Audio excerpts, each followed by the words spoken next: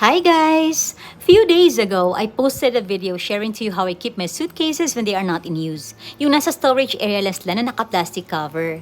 This time, I'm gonna share to you how I protect them when it's time to use them to travel. Hindi kasi talaga natin ma-avoid na magaskasan at masira ang mga maleta natin, lalo na kapag nagta-travel tayo. So what I do is, I cover my suitcases with these colorful printed cute covers. Soft and stretchable ang fabric nito. At ganito lang siya guys gamitin, napakadali lang.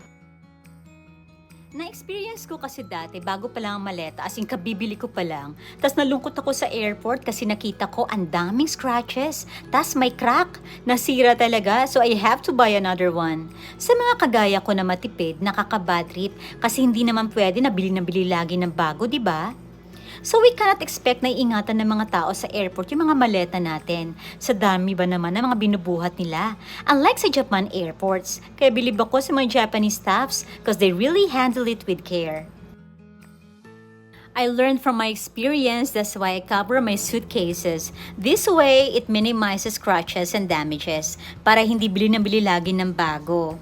Yan lang guys! Thank you so much for watching! Till the next one! See ya!